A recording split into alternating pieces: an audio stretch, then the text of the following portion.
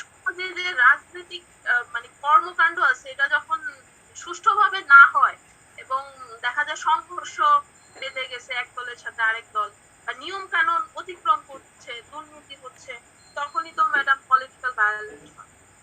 আসলে political violence আমাদের দেশে পার্সপেক্টিভে আমরা আসলে এটাই বুঝি। এখন তো ধরেন দীর্ঘদিন আমাদের দেশে আল্লাহর অশেষ রহমতে পলিটিক্যাল ভায়োলেন্স নাই, দীর্ঘদিন বলবো না, ছিল।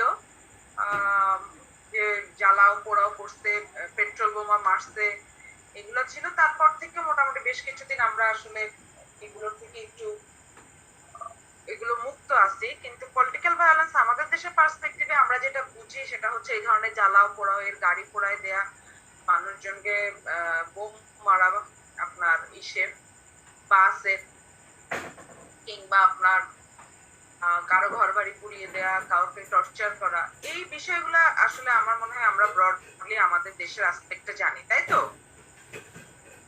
জি ম্যাডাম। এটা হচ্ছে আমাদের দেশের পার্সপেক্টিভ থেকে আসলে আমরা জানি যে এই ধরনের পলিটিক্যাল ভায়োলেন্স আসলে এই ধরনের হতে পারে। এছাড়াও কিন্তু মানে এটা হচ্ছে আমাদের জাস্ট আমাদের কমন সেন্স বা কমন নলেজ থেকে আমরা এটা জানি, জেনারেল নলেজ থেকে এটা জানি। কিন্তু আমরা যখন এই বিষয়টাকে যখন লিটারেচারে পড়তে যাব তখন আমরা দেখবো যে পলিটিক্যাল ভায়োলেন্স আসলে অনেক কিছু। পলিটিক্যাল ভায়োলেন্স যেমন আমরা যে মায়ানমারের আপনার রোহিঙ্গাদেরকে যে বিতাড়ন, যে এথনিক জেনোসাইড, এটাও এক ধরনের পলিটিক্যাল ভায়োলেন্স। হ্যাঁ, তো পলিটিক্যাল ভায়োলেন্সটা আসলে অনেক ধরনের হয়ে থাকে। WHO, world health organisation political ভায়োলেন্সের একটা সংজ্ঞা দিয়েছে 2002 সালে। ওয়ার্ল্ড হেলথ অর্গানাইজেশন বলেছে যে ইচ্ছাকৃতভাবে কেউ যখন তার ক্ষমতাকে রাজনৈতিক কোনো লক্ষ্য পূরণের জন্য ব্যবহার করে, তার ক্ষমতা এবং ফোর্সকে, সেটাই হচ্ছে পলিটিক্যাল ভায়োলেন্স। যেমন ধরেন আমাদের দেশের অ্যাসপেক্টে যদি আমরা বলি, আপনারা অনেকেও হয়তো এই ধরনের ঘটনার সাক্ষী হয়ে থাকতে পারেন। আল্লাহ না করুক, নিজের সাথে না ঘটলেও নিশ্চয়ই মানে পরিবার পরিচিত জন, অ্যাটলিস্ট পেপারে হইলেও আমরা দেখেছি যে যার ক্ষমতা থাকে সে কি করে, পাওয়ারটা অ্যাবিউজ করে। আসলে যার যে সেক্টরে ক্ষমতা আছে আমাদের দেশে, আমরা সবাই পাওয়ারটা আসলে অ্যাবিউজ করি, যার কারণে আমাদের দুর্নীতি এত বেশি। তো পলিটিক্যাল গোলের ক্ষেত্রে যেমন ধরেন হয়তো একজন আপনার কি করবে, ইউনিয়ন পরিষদের মেম্বার ইলেকশন করবে, তাকে ডিফেম করার জন্য অনেক ধরনের অনেক কিছু করা হয়। এরকম হইতে পারে, তারপরে আরো বড় পরিসরে হইতে পারে। তারপরে দেখা যায় যে যে সমস্ত দেশে অনেকগুলা ক্ষুদ্র গোষ্ঠী আছে, কোন একটা গোষ্ঠী যদি সেই রাষ্ট্রের জন্য, সেই রাষ্ট্রের সরকার যদি মনে করে তার জন্য হুমকি স্বরূপ, তখন সে তাদের সবাইকে একদম শেষ করে দিতে পারে। মানে এই ধরনের অনেক কিছু হতে পারে আর। তো ওয়ার্ল্ড হেলথ অর্গানাইজেশন বলছে যে আমরা আসলে পলিটিক্যাল ভায়োলেন্স বলতে হয়তো ফিজিক্যাল বুঝি, কারো ঘর বাড়ি পুড়াই দিছে, এটাই আমরা ভাবতেছি পলিটিক্যাল ভায়োলেন্স। কিন্তু ওয়ার্ল্ড হেলথ অর্গানাইজেশন বলছে না, পলিটিক্যাল ভায়োলেন্স হচ্ছে বোথ ফিজিক্যাল এন্ড সাইকোলজিক্যাল। ঠিক আছে, এই যে আপনার ঘর বাড়ি পুড়িয়ে দিল, এটা আপনার ফিজিক্যাল একটা ক্ষতি হলো, এটা কিন্তু সবাই দেখলো, সবাই মনে করলো যে আপনার খালি এই ক্ষতিটাই হলো। কিন্তু সাইকোলজিক্যাল একটা এফেক্ট যে মানুষের উপর পড়ে, সেটার মানে এস্টিমেট কিন্তু আমাদের দেশে একেবারেই নেই। আমাদের দেশে আমরা কেউ যদি বলে যে মন ভালো লাগতেছে না, তাইলে আমরা মানে খুবই বিরক্ত হই যে এটা আবার কোন ধরনের কথা, খালি খালি মন ভালো লাগতেছে না। বাট এটা হচ্ছে খুব বেশি মাত্রায় ঘটে। কিন্তু সাইকোলজিক্যাল যে ব্যাপারটা, মানসিক স্বাস্থ্যটা আমরা খুবই উপেক্ষা করি। কিন্তু আসলে মানসিক স্বাস্থ্যটার প্রতি খুব গুরুত্ব দেওয়া উচিত। সেটাই ওয়ার্ল্ড হেলথ অর্গানাইজেশন বলছে, শুধুমাত্র ফিজিক্যাল যে বিষয়গুলো হয় পলিটিক্যাল ভায়োলেন্সের ক্ষেত্রে সেটা নয়, সাইকোলজিক্যাল যে কাজগুলো করা হয় সেগুলোও কিন্তু আমরা দেখি যে এই ধরনের একটা এফেক্ট আপনার থাকে, একটা ইম্প্যাক্ট থাকে। আপনারা যদি কখনো কোনো মানে কখনো অনেক সিনেমায়ও দেখায়, আবার কখনো যদি কোনো অপরাধী কিংবা টেরোরিস্টের লাইফ হিস্ট্রিটা যদি আপনারা পড়েন, দেখবেন যে সবারই কোনো না কোনো একটা বঞ্চনা আছে, বা কোনো না কোনো একটা জায়গা থেকে সে আসলে খুব বেশি মাত্রায় মানে তাকে খুব বেশি মাত্রায় অ্যাটাক করছে কিংবা স্টেক করছে যে সে মানে আরো বেশি ভায়োলেন্ট হয়ে গেছে। অনেকের ক্ষেত্রে কেউ অনেক বেশি ভায়োলেন্ট হয়ে যায়, অনেকের ক্ষেত্রে কেউ একেবারে চুপ হয়ে যায়, অনেকের ক্ষেত্রে কেউ হয়তো অন্যভাবে চ্যালেঞ্জটা মোকাবেলা করতে চায়, কিন্তু প্রত্যেকেরই কিন্তু এই ধরনের একটা ইস্যু থাকে। তো সেই জন্য সাইকোলজিক্যাল যে ইম্প্যাক্ট সেটাকেও গুরুত্বপূর্ণ ভাবা হচ্ছে পলিটিক্যাল ভায়োলেন্স ক্ষেত্রে। তাহলে আরো বলা যায় যে যে ভায়োলেন্স বা পলিটিক্যাল ভায়োলেন্স সেটা একটা রাষ্ট্র আর একটা রাষ্ট্রের বিরুদ্ধে হতে পারে, সেটা হয়তো যুদ্ধ, কিংবা এই ভায়োলেন্স যেটা নন স্টেট অ্যাক্টরদের ক্ষেত্রে হয়, যেমন ধরেন রাষ্ট্র যখন তার জনগণের প্রতিপক্ষ হয়, তারাই হচ্ছে, একটা হচ্ছে রাষ্ট্রের সাথে রাষ্ট্রের যুদ্ধ, আরেকটা হচ্ছে রাষ্ট্রের সাথে নন স্টেট অ্যাক্টরস, মানে রাষ্ট্রের মধ্যেই রাষ্ট্র হচ্ছে একটা প্রতিপক্ষ, মানে সরকার একটা প্রতিপক্ষ আর অন্যরা হচ্ছে আরেকটা প্রতিপক্ষ। সেটা হচ্ছে ব্রুটালি বা জেনোসাইড, যেটা আমরা রোহিঙ্গা এথনিক ক্লিনজিং এর ক্ষেত্রে আমরা দেখলাম। এই এই টপিকে আমাদের যে আরেকটা গুরুত্বপূর্ণ বিষয় সেটা হচ্ছে ফর্মস অফ পলিটিক্যাল ভায়োলেন্স। আমরা যেহেতু আমাদের মাথায় একটা মাইন্ড সেটআপই আছে পলিটিক্যাল ভায়োলেন্স বোধহয় এইগুলাই, হয়তো বাস পুরানো, হয়তো বা কারো হাত পা ভেঙে দেওয়া, কারো, এছাড়াও যে আরো অনেক কিছু আছে সেগুলাই আমরা জানবো। বেসিক্যালি এই দুইটা জিনিসই আমরা এখান থেকে জানবো, পলিটিক্যাল ভায়োলেন্সের সংজ্ঞা এবং ফর্মস অফ পলিটিক্যাল ভায়োলেন্স, মানে বিভিন্ন ধরনের পলিটিক্যাল ভায়োলেন্স সম্পর্কে আমরা জানবো।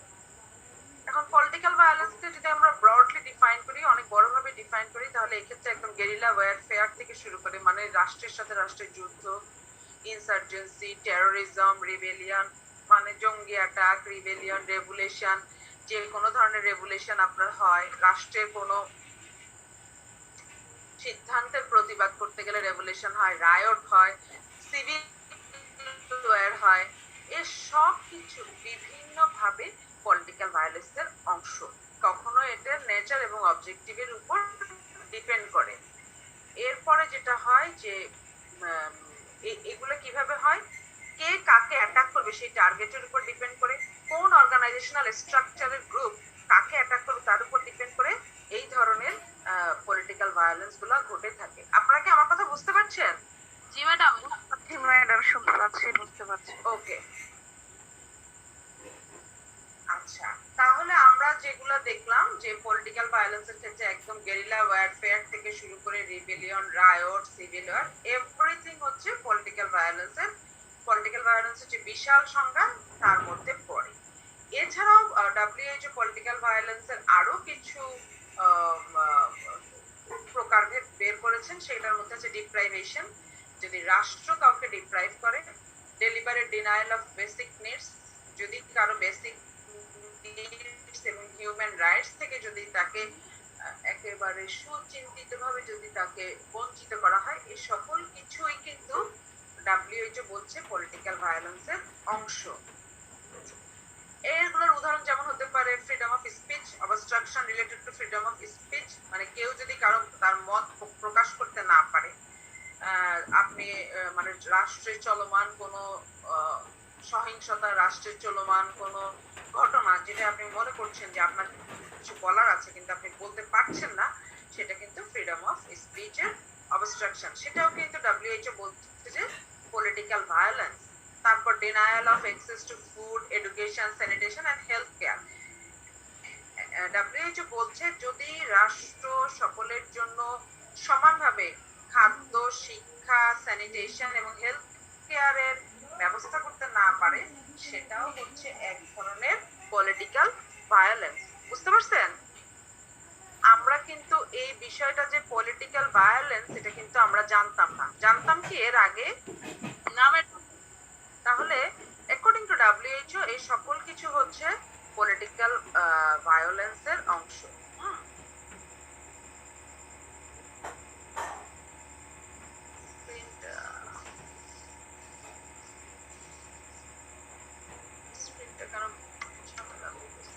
আমি আবার আসবো। ম্যাডাম, হ্যাঁ বলেন। দরিদ্র দেশ যদি মানে এসব স্যানিটেশন বা অন্যান্য খাবার দাবার যদি দিতে না পারে, তাহলে সেটাও কি ভায়োলেন্স হবে? না, সেটা হচ্ছে যে আপনার মানে আপনার টাকা নাই, আপনি দিতে পারতেছেন না, সেটা একটা কথা।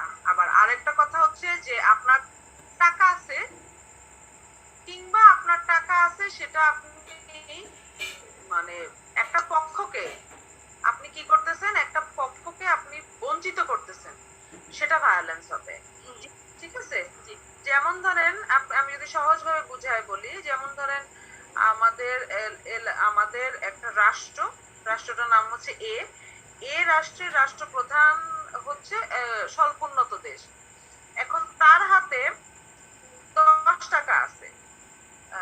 10 টাকা দিয়ে তাকে বলা হয়েছে যে তোমার রাষ্ট্রের স্যানিটেশন ব্যবস্থা সর্বোচ্চ তুমি ব্যবস্থাটা করো। এখন সে দেখলো যে তার যে এলাকা, সেই এলাকায় সে যদি 5টা টয়লেট নির্মাণ করে, তো সে ভাবতো এলাকায় সে আসলে খুব মানে কি সে হচ্ছে যে আপনার খুব পপুলার থাকলো বা কোনো অসুবিধা হলো না। কিন্তু ওই উপায়ে কিন্তু মানে একে তো 5টা টয়লেট দিয়ে স্যানিটেশন নিশ্চিত করা যাবেই না, তার উপর যদি পার্টিকুলার কোনো স্পেসিফিক জায়গায় করে, তাহলে কিন্তু মানে খুব বেশি মাত্রায় মানুষকে ঠকানো হলো, তখন সেটা ভায়োলেন্স হবে। কিন্তু সে যদি ধরেন যেমন কর্মক্ষেত্রের পরিধির উপর বিবেচনা করে, যেমন সেটা যদি ধরেন তার ক্যাপিটাল সিটিতে সে 2টা, তারপরে এর চেয়ে একটু বড় শহরে 1টা, এরকম করে যদি করে, তখন আর সেটা তার ভায়োলেন্স হবে। কারণ তাকে দেয়া হয়েছে 10 টাকা আর তার খরচ হচ্ছে 50 টাকা, সেক্ষেত্রে তো তার কিছু করার নাই। সেক্ষেত্রে সে যদি তার হাতে যে টাকাটা আছে সেটার যদি একদম সর্বোচ্চ ব্যবহার করে সঠিক, তাহলে সেটা ভায়োলেন্স হবে না। ঠিক আছে? জি ম্যাডাম, ধন্যবাদ। আসসালামু আলাইকুম ওয়ালাইকুম সালাম।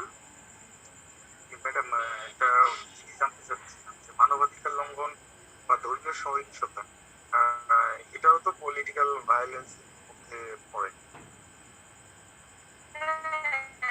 সেটা তো বললামই। তো মানে এই জিনিসটা মানে একটু সাধারণত জোরে যেটা কথা হয় বলেন, আপনার এই কথা ক্ষেত্রে দেখা যায় যে ধামাচাপা দেয়া। জোরে কথা বলেন, আপনার কথা ক্লিয়ারলি বোঝা যাচ্ছে না। ম্যাডাম পাই সমস্যা হচ্ছে যে আমরা যেটা যে মানবাধিকার ভঙ্গ করার পর যে আমরা ধামাচাপা দেওয়ার চেষ্টা করি বা আমরা মিডিয়াকে প্রভাবিত করার চেষ্টা করি, এখন যেটা হয় অনেক বেশি হয় সেটা। তো এই জিনিসটা মানে এটাকে কি বলা যায় যে মিডিয়াকেও আমি কিনে ফেললাম বা মিডিয়াকে দিয়েও আমি সবকিছু মানে বলাইলাম যে কিছুই হয় নাই, সবকিছু ঠিক আছে। এই জিনিসটা আসলে হয়েছে কি, এটা আপনি আমাদের দেশের আসপেক্টে হয়তো আমরা মনে করতেছি এটা হচ্ছে, এটা আসলে সারা বিশ্বে হচ্ছে।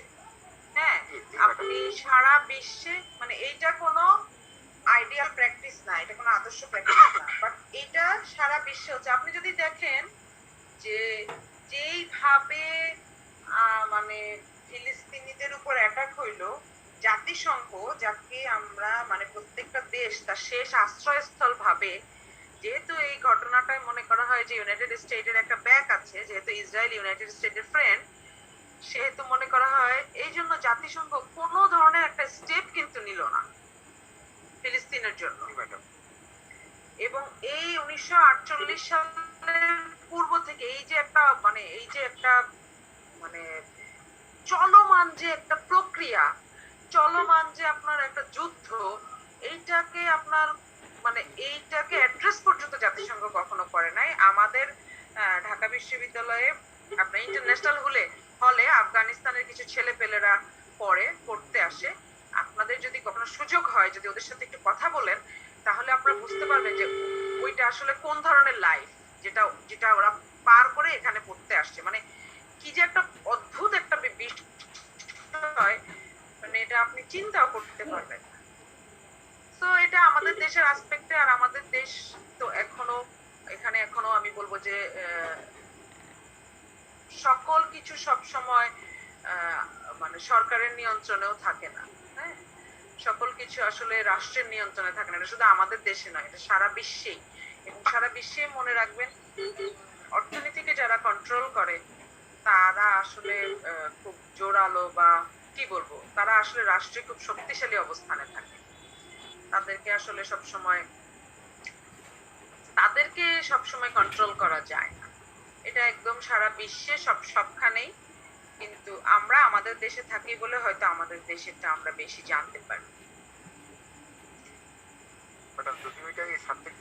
কথা একটু জোরে বলেন, আমি আপনার কথা একদম বুঝতে পারছি না কেন।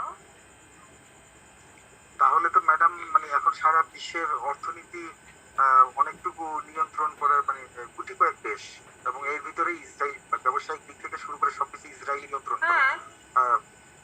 সেই অর্থে দেখা যাবে যে তারা যা বলবে সেটাই এক অর্থে বৈধ হয়ে যাচ্ছে বা হালাল হয়ে যাচ্ছে। সেটাই তো আপনার বৈধ হচ্ছে, কারণ 1948 সালের আগে ওই অঞ্চলে তো ইসরায়েল নামে কোনো রাষ্ট্র ছিল না।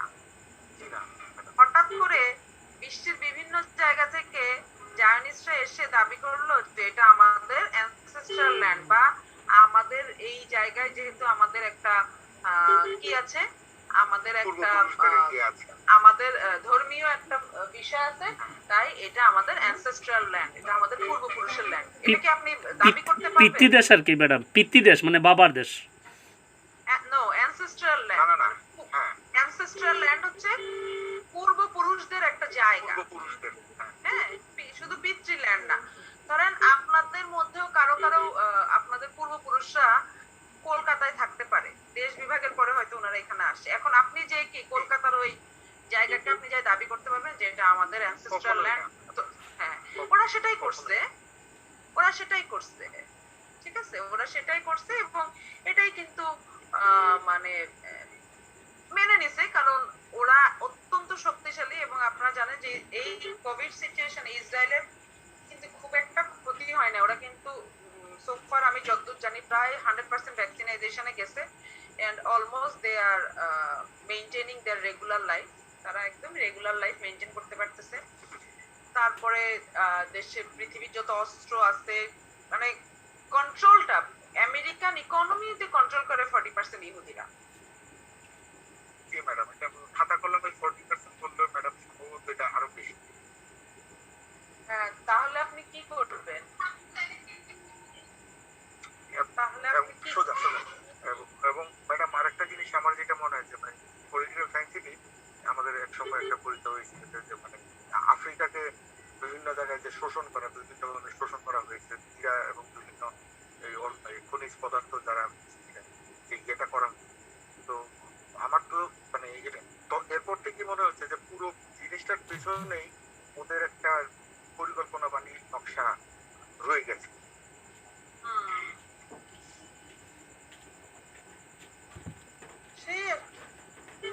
ম্যাডাম 1897 পর থেকে তখন মোটামুটি জায়ানবাদীরা মোটামুটি সক্রিয় হয়েছে। এর থেকে 1948 খুব বেশি সময় না ম্যাডাম, এর ভিতরে দেখা গেছে যে ওরা সমস্ত কিছু এই খনিজ সম্পদ থেকে শুরু করে, হীরা থেকে শুরু করে, ব্যবসা বাণিজ্য থেকে শুরু করে সবকিছু তারা নিয়ন্ত্রণে নিয়ে নিয়েছে। খুব বেশি সময় না ম্যাডাম, মাত্র 50 বছর। কারণ মানে যখন ওরা এখানে, ওরা তো একটা উদ্দেশ্য নিয়ে বিভিন্ন ঝাঁকে ঝাঁকে ওরা কিন্তু একটা উদ্দেশ্য নিয়ে এইখানে আসছে। হ্যাঁ, বিভিন্ন ঝাঁকে ঝাঁকে ওরা আসছে। আসার পরে যেটা হয়েছে, ও আরবরা তো পার্টিকুলারলি একটু দুর্বল গোয়ার, এবং তারা হচ্ছে যে তাদের হাতে বেশি টাকা পয়সা, হাতে বেশি টাকা পয়সা ছিল না। জায়নিস্টরা ওরা এসে ধীরে ধীরে ধীরে আরবদের সাথে মিশে ব্যবসা বাণিজ্য কন্ট্রোল করা শুরু করছে। তারপর 20-30 বছর পর দেখা গেছে ওই এলাকার যত ভূমি 60% এর মালিক হচ্ছে এই আপনার ইমিগ্রেন্টরা।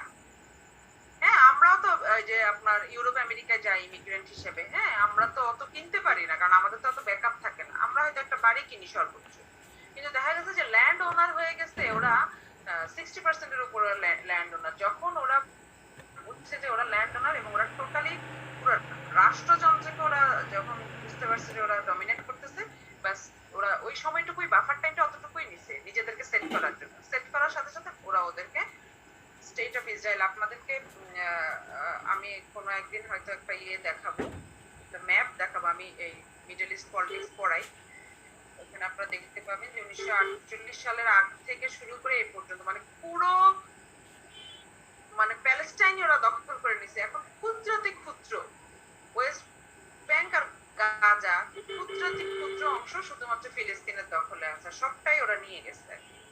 আবার ম্যাডাম ইসরায়েল কিন্তু একদম প্যালেস্টাইনের মাঝখানেই, ভৌগোলিকভাবে যা দেখলাম আর কি, একদম মাঝখানেই ওরা, দুই পাশে, একদিক দিয়ে হয়তো গাজা, আরেক দিক দিয়ে হয়তো হামাসের লোক, এরকম ইয়া করা। না না, গাজা, ওয়েস্ট ব্যাংক আর গাজা এই দুইটা হচ্ছে ওদের দুইটা জায়গার নাম, আর হামাস হচ্ছে ওদের একটা পলিটিক্যাল, জি জি জি, মানে হামাস নিয়ন্ত্রিত এলাকা, আর হচ্ছে আরেকটা হচ্ছে আব্বাসের নিয়ন্ত্রিত এলাকা আর কি। হ্যাঁ, একটা হচ্ছে ওয়েস্ট ব্যাংক, মানে ওদের মধ্যে আবার ভাগ আছে। একটা ইয়াসির আরাফাত মতের যেই দল জি জি তাদের হচ্ছে ওয়েস্ট ব্যাংক আর হামাসের হচ্ছে গাজা আর কি, জি হ্যাঁ। তো এই দুইটা অংশ হচ্ছে আফগানিস্তানের দখলে আছে, আর বাকি পুরো অংশটা ইসরায়েল দখল করে ফেলছে।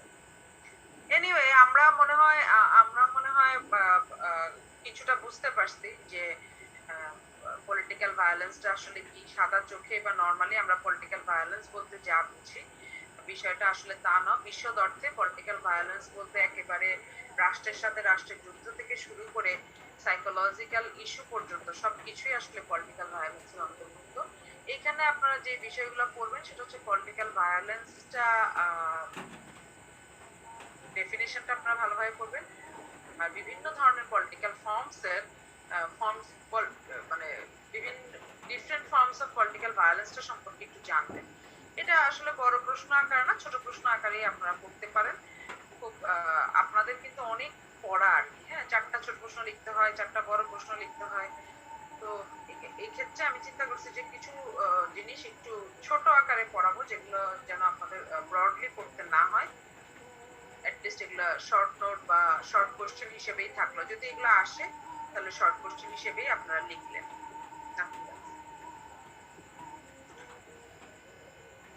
আচ্ছা, এখন আরেকটা বিষয় এখানে বলা হচ্ছে সেটা হচ্ছে যে পলিটিক্যাল ভায়োলেন্সটা কিছু কিছু এক্সপার্ট বলছেন পলিটিক্যাল ভায়োলেন্সটা রাষ্ট্রযন্ত্র স্ট্রাকচারের মধ্য দিয়ে করে, যেটাকে তারা স্ট্রাকচারাল ভায়োলেন্স বলছেন। স্ট্রাকচারাল ভায়োলেন্সটা কি? স্ট্রাকচারের মধ্য দিয়ে কি, যেমন এডুকেশন ইনস্টিটিউশন, তারপরে আপনার হেলথ কেয়ার ইনস্টিটিউশন, এই বিভিন্ন ইনস্টিটিউশন, এইগুলোকে বলা হচ্ছে স্ট্রাকচারাল ওয়েতে রাষ্ট্র তাদেরকে পলিটিক্যাল ভায়োলেন্স করে। কিভাবে? যেমন এখানে দেখা হচ্ছে যে ক্লাস, ন্যাশনালিটি, এথনিক গ্রুপস, এগুলোর উপরে বেস করে দেখা যায় যে অনেক ক্ষেত্রে অনেক জায়গায় সবার এক্সেস সমান থাকে না। সকল ধরেন হেলথ কেয়ার অর্গানাইজেশনে সবার এক্সেস নাই, সকল এডুকেশন ইনস্টিটিউশনে সবার এক্সেস নাই। এগুলোকেও বলা হচ্ছে যে পলিটিক্যাল ভায়োলেন্সের অংশ হিসেবে বলা হচ্ছে। তখন দেখা যায় যে এই ইনইকুয়ালিটি সমাজের মধ্যে যখন খুব বেশি মাত্রায় ইনইকুয়ালিটি হয়ে যায়, তখনই দেখা যায় যে কোনো ঘটে কিংবা কোনো ধরনের একটা রাষ্ট্রে বিভিন্ন পক্ষের মধ্যে কোনো ধরনের একটা ক্যাওটিক সিচুয়েশনের তৈরি হয়। এবং এক্ষেত্রে বলা হচ্ছে যে এই ধরনের ঘটনার ক্ষেত্রে দেখা যায় যে সবচেয়ে দরিদ্র মানুষ যারা, তারা হচ্ছে এই ধরনের ঘটনায় খুব বেশি মাত্রায় সাফার করে। আর কোনো ধরনের যুদ্ধ বা কনফ্লিক্ট বা সংঘর্ষের ক্ষেত্রে দেখা যায় যে যারা টার্গেটেড গ্রুপ থাকে তারা আসলে এই ফুল অপারেশনের শিকার হয় এবং বিভিন্ন লেয়ারে তারা অপারেশনের শিকার হয়। এটা আমরা রোহিঙ্গাদের ক্ষেত্রে দেখছি যে তারা তাদের দেশে বসবাস করতে পারে নাই। মানে কিভাবে রোহিঙ্গারা, আপনারা নিশ্চয়ই দেখছেন যে কিভাবে রোহিঙ্গারা মানে নদীতে, মানে এত বড় সমুদ্র তারা নৌকায় করে পাড়ি দিয়ে আসছে, এটা নিশ্চয়ই আপনারা দেখছেন। এটা এই বিষয়টাই আসলে এই ধরনের বিষয় আসলে বলা হচ্ছে। এছাড়াও রাষ্ট্রের মধ্যে বিভিন্ন ভাবে দেখা যায় যে যখন রাষ্ট্র কোনো জায়গায় কোনো পার্টিকুলার শ্রেণীর জন্য যদি কোনো বিধিনিষেধ আরোপ করে, তখন ওইটাকেও কিন্তু পলিটিক্যাল ভায়োলেন্স বলে। আচ্ছা, এছাড়াও পলিটিক্যাল ভায়োলেন্স বলা হচ্ছে রিপ্রেশন, টর্চার, ফোর্সড এক্সাইল, মানে হয়তো কাউকে জোর করে নিজের রাষ্ট্র থেকে অন্যখানে নির্বাসন দেয়া। এই ধরনের বিষয়গুলো যখন করে, মানে রাষ্ট্রযন্ত্র যখন মনে করে যে এই ব্যক্তিটা আমার জন্য খুব বেশি মাত্রায় হুমকি স্বরূপ আমার শাসন ব্যবস্থার জন্য, তখন তারা তাকে কি করে, একটা নির্বাসনে পাঠায়। যেমন নেলসন ম্যান্ডেলাকে কারাগারে রাখা হয়েছিল। তারপরে ইরানের যে সাহারা ছিল, ওনারা আপনার আয়াতুল্লাহ খোমেনিকে ফোর্সড এক্সাইল দিয়েছিলেন, দূর দেশে নির্বাসন দিয়েছিলেন। পরবর্তীতে শাহাদের পতন ঘটলে উনি আবার নিজ দেশে ফেরত আসেন এবং রাষ্ট্র বর্তমান ইরানের যে ইসলামিক প্রজাতন্ত্র সেটা প্রতিষ্ঠা করেন। এই ধরনের ফোর্সড এক্সাইল কিংবা টর্চার করেন, যেটা আমাদের জাতির জনক বঙ্গবন্ধুকে করা হয়েছে। বিভিন্ন সময় ওনাকে জেলে রাখা হয়েছে, কারণ রাষ্ট্র মনে করতেছিল যে এই ব্যক্তিটা হচ্ছে যে তার চলমান যেটা এটার জন্য হুমকি স্বরূপ। এই সব কিছুই কিন্তু পলিটিক্যাল ভায়োলেন্সের অংশ। বুঝা গেছে? ম্যাডাম আচ্ছা, তাহলে আমরা এই বেশি পড়লাম যে পলিটিক্যাল ভায়োলেন্সটা কি and different forms of political violence. এখন আমরা যেটা জানবো সেটা হচ্ছে ফ্লোর ক্রসিং। ফ্লোর ক্রসিং জিনিসটা আপনাদেরকে এই জন্যই জানানো যে ফ্লোর ক্রসিংটা আমাদের দেশে প্রচলিত না, কিন্তু আপনারা হয়তো টার্মটা শুনে থাকতে পারেন। এটা ইউকে তে ইউএসএ তে অনেক বেশি প্রচলিত হয়। ফ্লোর ক্রসিংটাকে আসলে দুই ভাবে ডিফাইন করা যায়। যখন একজন পার্লামেন্ট মেম্বার বা তার ধরেন সে এ পলিটিক্যাল দলের সদস্য, যখন সে তার পলিটিক্যাল পার্টিকে মানে সে এ পলিটিক্যাল পার্টির সদস্য হয়ে সংসদ সদস্য নির্বাচিত হয়েছে, কিন্তু কোনো ঘটনার প্রেক্ষিতে সে এ পলিটিক্যাল পার্টিকে ছেড়ে বি পলিটিক্যাল পার্টিতে চলে যায়, কিংবা যদি সে নিজেকে একজন স্বতন্ত্র ক্যান্ডিডেট হিসেবে দাবি করে যে না আমি হয়তো এ পলিটিক্যাল পার্টির আন্ডারে থেকে নির্বাচন করছি, কিন্তু আমি আর এ পলিটিক্যাল পার্টির আদর্শের সাথে যাচ্ছি না, আমি আজকে থেকে স্বতন্ত্র। বুঝা গেছে?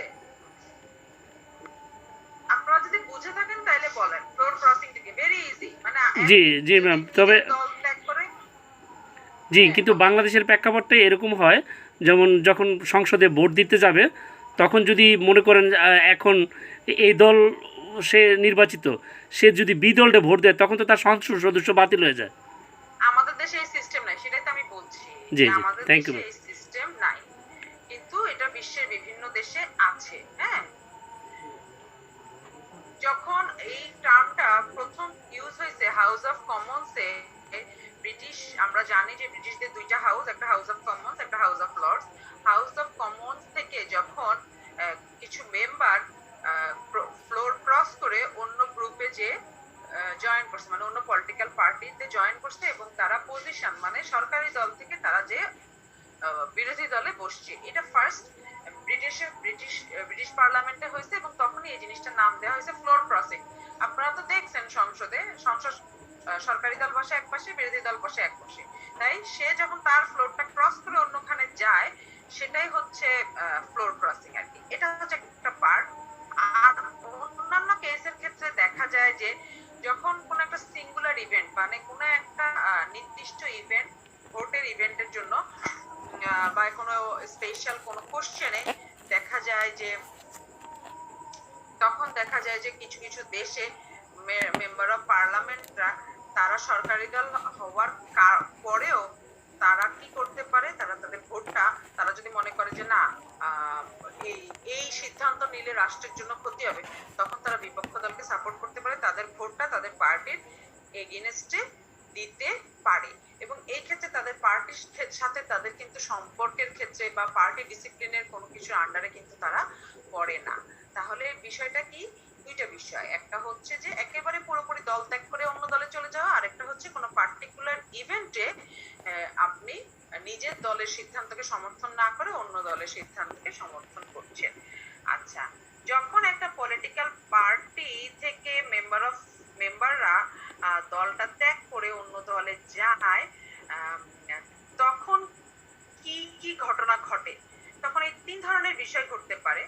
যে ধরেন একজন ব্যক্তি তার দল ত্যাগ করে অন্য দলে চলে গেল, এখন সে তো এ দল থেকে নির্বাচিত, সেক্ষেত্রে কি হবে? সেক্ষেত্রে তিনটা ওয়ে হইতে পারে। প্রথম যেটা হয়, হতে পারে ওই সিটটা ওই পলিটিক্যাল পার্টিরই থাকবে। হ্যাঁ, মানে যে ফ্লোর ক্রসিং করে ওই পাশে গেল সে তার সংসদ সদস্য পদ হারাবে, এবং ওই সিটটা ওই পলিটিক্যাল পার্টির থাকবে, মানে ওইখানে তারা অন্য কাউকে দিবে। এটা দ্বিতীয় আরেকটা হতে পারে, এই সিট ওই ইন্ডিভিজুয়াল মেম্বার অফ পার্লামেন্টের থাকবে, সে চাইলে সেই সিটটা সে রাখতে পারে যদি সে সেম পলিটিক্যাল পার্টিতে থাকে, বা না থাকে কিন্তু চাইলে সে সিটটা রাখতে পারে। এটা একটা হতে পারে, হয় সিটটা পলিটিক্যাল পার্টির থাকবে, নয় সে হয়তো রাখবে। আরেকটা হইতে পারে এই সিট পার্টিরও থাকবে না কিংবা পার্লামেন্ট মেম্বারও থাকবে না। তখন কি হবে? তখন এখানে নতুন করে আবার ইলেকশন হবে, তখন ওইখান থেকে আবার সেইখানে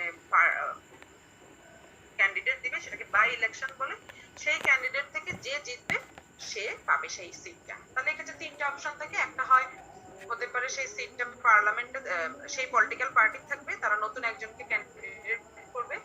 দ্বিতীয়ত হতে পারে সেটা সেই মেম্বারের থাকবে যার সিট ছিল। থার্ডলি যেটা হতে পারে এই সিট কারোই থাকবে না। তখন যেটা হবে, এই সিট কারোই থাকবে না, তখন বাই ইলেকশনের মাধ্যমে পুনরায় আবার এই সিটটাকে নতুন মেম্বার অফ পার্লামেন্ট আসবেন। এখন এইটা হচ্ছে ফ্লোর ক্রসিং, খুবই সহজ একটা বিষয়, কিন্তু আমরা এটা জানি না, তাই অনেক সময় উত্তর দিতে পারি না। এই জন্য আপনাদেরকে জানানো ইন্টারেস্টিং যে বিষয়টা, যে বাংলাদেশে কি ফ্লোর ক্রসিং ঘটে, যদি অনেক কোনো প্রশ্ন থাকে তাহলে আমাদের স্ট্রেট উত্তর হচ্ছে বাংলাদেশের সংবিধানের আর্টিকেল 70 অনুযায়ী কোন রাজনৈতিক দলের নেতা, রাজনৈতিক দলের মেম্বার অফ পার্লামেন্ট কিংবা রাজনৈতিক দলের নেতৃবৃন্দ বা কর্মীবৃন্দ কখনোই তার পার্টির এগেইনস্টে যেতে পারবে না। ধরেন পার্টির অবস্থান যদি থাকে যে হ্যাঁ আজকে আমরা জি বাংলা দেখবো, কিন্তু হয়তো বা তার মনে হচ্ছে যে না আমরা এটা দেখবো না, তাহলে কিন্তু সে তার পার্টির এগেইনস্টে যেতে পারবে না। এই কারণে বাংলাদেশে ফ্লোর ক্রসিংটা আসলে সেইভাবে কাজ করে না। এটা কিসের জন্য? আর্টিকেল 70। আর্টিকেল 70-এ বলা হয়েছে কোন নেতৃবৃন্দ তার মানে দলীয় শৃঙ্খলার ঊর্ধ্বে দলীয় শৃঙ্খলা কখনো ভঙ্গ করতে পারবে না। যদি সে দলীয় শৃঙ্খলা ভঙ্গ করে তাহলে কি হবে? তাহলে তাকে পার্টি থেকে বহিষ্কার করা হবে। এই দুইটা জিনিস আমরা জানলাম। প্রথমত আমরা পলিটিক্যাল ভায়োলেন্সটা পড়লাম, তারপরে আমরা পড়লাম ফ্লোর ক্রসিং।